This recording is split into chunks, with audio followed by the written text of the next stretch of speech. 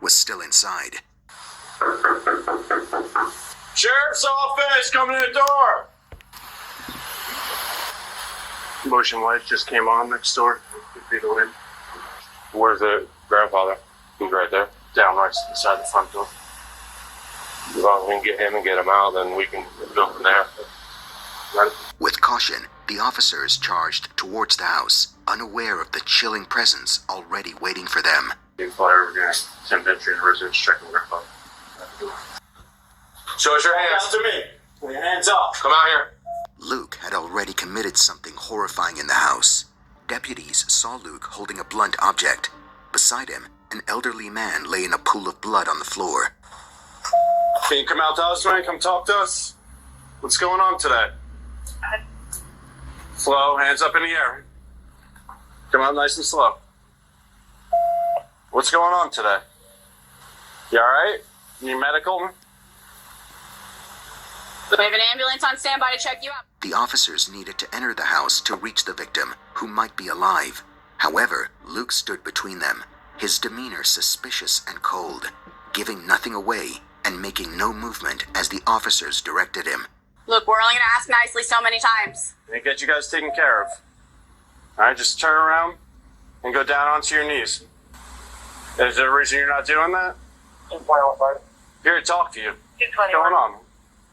Are you hurt at all? Do you need medical attention? Oh, kneel down. Can you kneel down so we can talk? So we can help you and your grandfather out? Luke was obviously under the influence of something that was not helping the situation.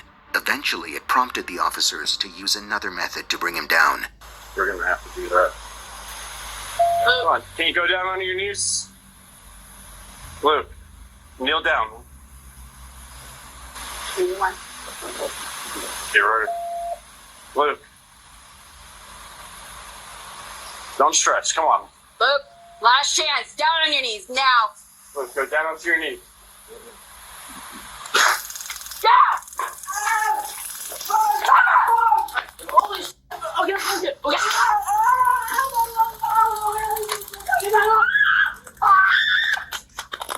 I can't do anything. I did everything. On the ground, right? Yeah. No, on the ground. On the ground. Do it now.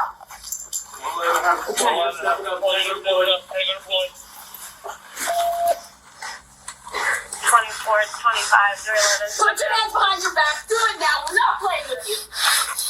Look, come on.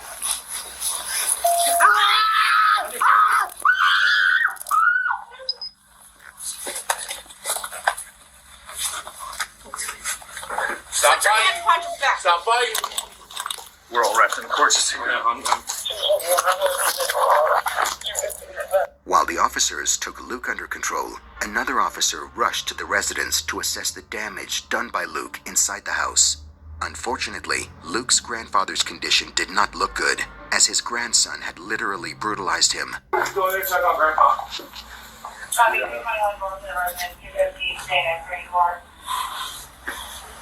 Just start. 221 Flagler.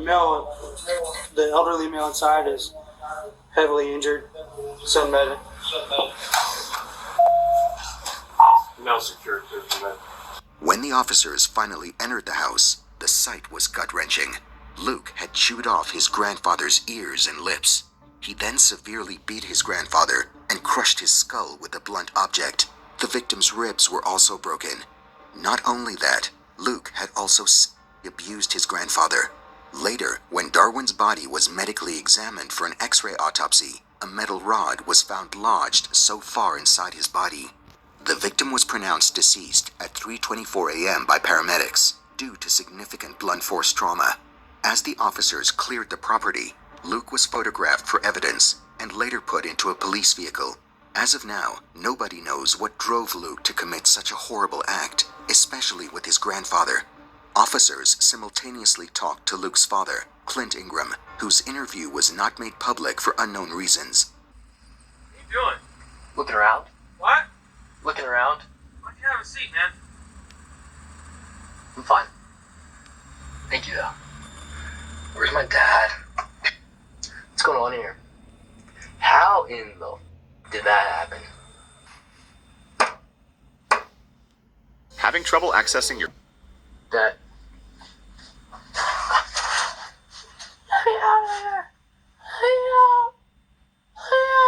Clint told the officers that Luke was recently diagnosed with schizophrenia with them. Luke agreed, but at the dinner table, he was not the Luke they knew. There was definitely something going on in his mind, as Clint added that he acted strangely and kept staring at him and his father. Clint said he started to feel uneasy around Luke and locked his door before going to sleep. However, he was soon awakened by the screams of his father downstairs. When he came down and saw Darwin in a concerning state, he tried to call 911, but Luke confronted him, and an altercation ensued during which Luke severely choked his father, causing him to lose consciousness twice. Clint managed to escape the house and wait for the officers, but it was too late for his father, Darwin Ingram. After hours of chaos, Luke Ingram was finally in custody. He arrived at the Flagler County Sheriff's Department barefoot, bruised, and disturbingly calm. It was confirmed in reports that Luke was not on any medication for schizophrenia. The fact alone changed the course of the case, making detectives now suspicious of something even more sinister that Luke may be hiding. His vacant eyes, erratic behavior, it all made sense. But even with that knowledge, the brutality of what he'd done was hard to comprehend. Should we do some cups? Well, yeah, once we get inside, yeah, definitely check them out. It'll be warmer in here. Luke kept playing it cool, hoping they'd loosen his cuffs. But what the sheriffs didn't know at the time was that Luke had a history of delusional episodes. He'd once been arrested in Washington, D.C. for breaching the security perimeter of the White House. And now, without medication and in the midst of psychosis, his actions were highly unpredictable and potentially life-threatening. Okay. All right, that's fine. I'm John. I don't know you. Alright, can I get that? Okay. We just met you today too. Met you today. Just met. You don't live in that downstairs? No, we met a year ago. Did we? Yeah. Did you know? No.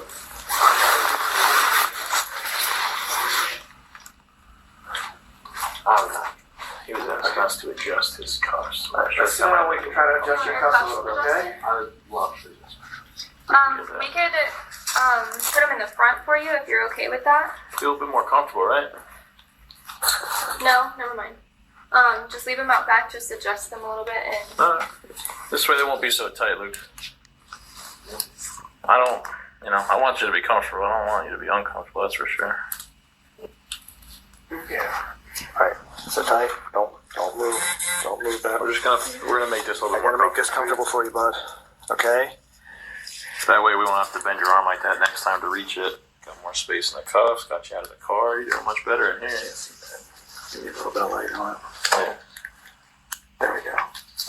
How's that? A little bit better? A little bit better? Awesome. All right. Absolutely. Would you mind just taking a seat and hanging out for a minute? That'd be all right? Before the questioning started, Luke's personality took a chilling shift. A violent guy who had just ended his grandfather's life in the worst possible way was now silent, but still a threat. Luke? Can you hear me? I need to pick one of these chairs, okay? But just when the situation with Luke seemed calm and under control, he snapped yet again without a warning. He slipped his handcuffs to the front, bit one of the investigators, and lunged at the deputies. In seconds, the room descended into chaos. We need to handcuff him behind his back so he can sit up and breathe better. So once those are done, have him? I don't think it's a good idea. okay, He well, didn't have a weapon now potentially for if he pulled it away. for which hand? Tug of war on the handcuffs. They've been up there with them. What do you want to do? I'm thinking if we can If we can get a hobble from like here they're to in here, jail, like and they're that front. stuck in front of their waist, they're hobbled at their feet. That way his hands don't get free. Do we have something to hobble them? Is there one down there? One sec, buddy. Stay still for me for a sec. It took several officers to bring Luke under control. He thrashed and fought with alarming strength. Eventually, he was restrained, and additional security restraints were added for safety until the EMS arrived. Relax, buddy. So, Relax. Relax. Take it easy. So I need this hand. Push hammer too much. I need this hand. Hold on a second. Hold on a second. Okay, so hey, you're good. Relax, pal. So Cameron, go ahead and get this hand a little bit closer. There we go. I'm dead. Only myself. Only. All right, relax, buddy.